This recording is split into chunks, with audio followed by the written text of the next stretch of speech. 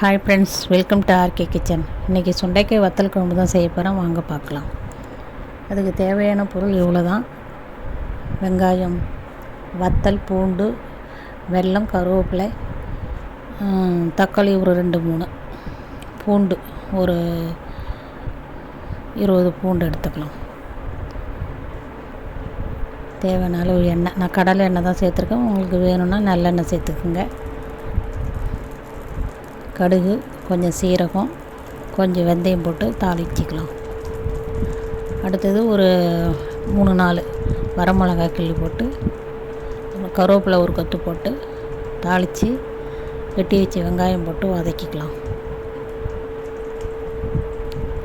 புளி ஒரு lemon size புளி எடுத்து ஊற வச்சுக்கிங்க.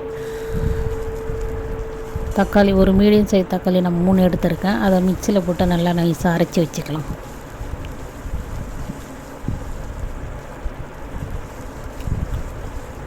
கருகக்கூடாது, கருகாமல் வறுத்து எடுத்துக்கணும். கருகாமல் வறுத்து வெங்காயம் போட்டு வதக்கணும்.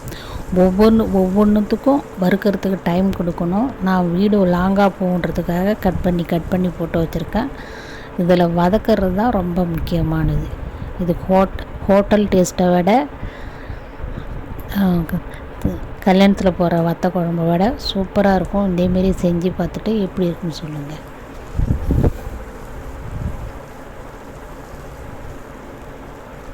பூண்டு உங்களுக்கு எவ்வளோ தேவையோ அந்த அளவுக்கு பூண்டு சேர்த்துக்குங்க. நான் எண்ணெய் எப்போவுமே கம்மியாக தான் சேர்த்துப்பேன். நீங்கள் எண்ணெய் கொஞ்சம் அதிகமாக சேர்த்துக்குங்க. கொஞ்சம் நிறையா சேர்த்தா தான் வத்த குழம்புக்கு நல்லாயிருக்கும்.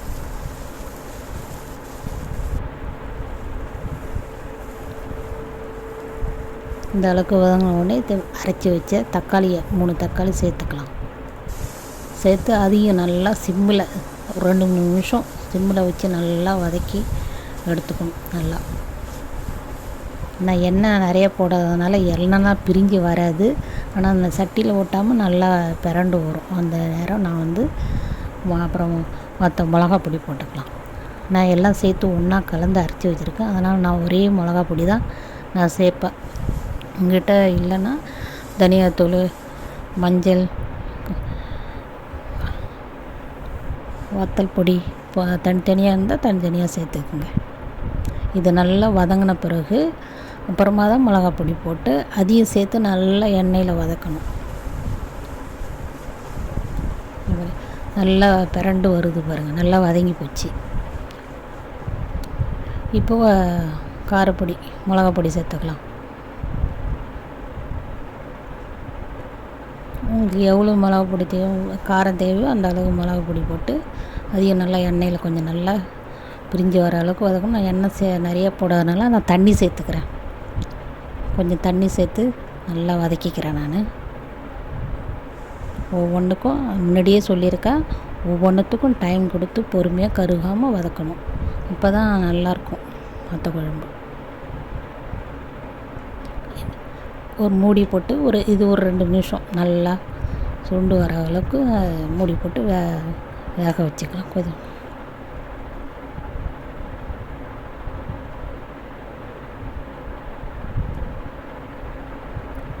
வத்தல், சுண்டைக்காய் வத்தல் நிறைய போடக்கூடாது. ஒரு 15-20 வத்தல் எடுத்து வச்சுக்கலாம். அது அந்த அளவு இருந்தால் போதும். ரொம்ப நிறைய போட்டாலும் கொஞ்சம் கசப்பாக இருக்கிற மாரி இருக்கும். கருவேப்பிலை தாளிக்கிறப்ப கொஞ்சம் ஒரு கொத்து போட்டேன். இப்போ ஒரு கொத்து போட்டுக்கலாம். நல்லாயிருக்கும் கருவேப்பிலை போட்டால். இப்போ அப்புறம் லாஸ்ட்டாக நல்லா இறக்க போகும்போது கொதிக்கும் போதே கருவேப்பிலை போட்டுடணும் லாஸ்ட்டாக. இப்போ தான் நல்லா வாசனையாக நல்லாயிருக்கும். இப்போ புளித்தண்ணி, எங்கள் புளி பழைய புளின்றதால் கருப்பாக இருக்குது. உங்களுக்கு எவ்வளோ புளிப்பு தேவையோ அந்த அளவுக்கு புளி சேர்த்து நான் கொஞ்சம் புளி அதிகமானது எடுத்து வச்சேன். திரும்ப எனக்கு பத்தலை, திரும்ப அதையும் எடுத்து ஊற்றிக்கிட்டேன். எடுத்து போட்டு உப்பு தேவையான அளவுக்கு உப்பு போட்டு இந்த நேரத்தில் சரி பார்த்துக்கலாம். பத்தலைன்னா உப்பு காரம் அதெல்லாம் இப்போவே சேர்த்துக்கலாம்.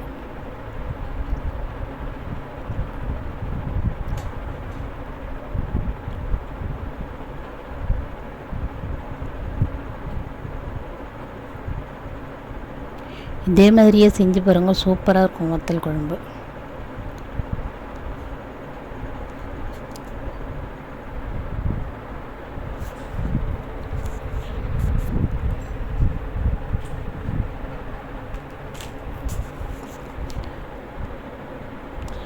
வீடியோ பிடிச்சிருந்தா சப்ஸ்கிரைப் பண்ணுங்கள் ஃப்ரெண்ட்ஸ்.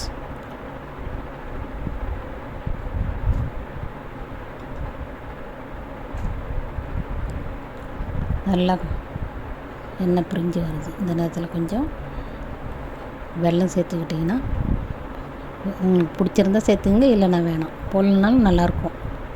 இதையும் சேர்த்து ஒரு 2 நிமிஷம் ஒதுக்கி விட்டுக்கலாம். நல்லா எண்ணெய் பிரிஞ்ச வர அளவுக்கு இதையும் நல்லா ஒன்று சேர்ந்து கொதி வரும். ஹையிலலாம் வச்சு கொதிக்க விடக்கூடாது, சிம்மில் தான் வைக்கணும். ஒவ்வொரு தடவையும் சிம்மில் வச்சு எண்ணெய் பிரிஞ்சு அழகாக வந்துருக்குது பாருங்கள். ஆஃப் பண்ணிடலாம். ஆஃப் பண்ணிவிட்டு ஒரு 2-3 நிமிஷம் நல்லா ஆற விட்டுக்கணும். இந்த நேரத்தில் நீங்கள் ஆஃப் பண்ணுறதுக்கு முன்னாடி கருவேப்பிலை தழை போட்டுங்க, நல்லாயிருக்கும். நான் மறந்துட்டேன், நான் லாஸ்ட்டாக போட்டுக்கிட்டேன். இப்போ ஆஃப் பண்ணிவிட்டு இப்போ அதை கொஞ்சமாக எண்ணெய் சேர்த்து அந்த வத்தலை லைட்டாக வறுக்கணும். சும்மா நிறம் மாறி வரும்போது வறுத்து கொட்டிடணும். அவ்வளோதான். நான் இந்த அடுப்பை ஆஃப் பண்ணிட்டேன். இந்த அளவு கொஞ்சமாக எண்ணெய் சேர்த்தா போதும், நிறைய தேவையில்லை. சேர்த்து நிறம் மாறி வரும்போது அப்படி கொட்டி கிளறி அவ்வளோதான். நான் இந்த அடுப்பை எரியல, ஆஃப் பண்ணி வச்சுருக்கேன். Sorry friends. அவ்வளோதான், வத்த குழம்பு ரெடி. செஞ்சு பார்த்துட்டு எப்படின்னு சொல்லுங்கள் ஃப்ரெண்ட்ஸ். பிடிச்சிருந்தா சப்ஸ்கிரைப் பண்ணுங்கள், லைக் பண்ணுங்கள், ஷேர் பண்ணுங்கள், கமெண்ட் பண்ணுங்கள். தேங்க்யூ. மறந்துட்டால் தான் இப்போ போடுறேன் நான்.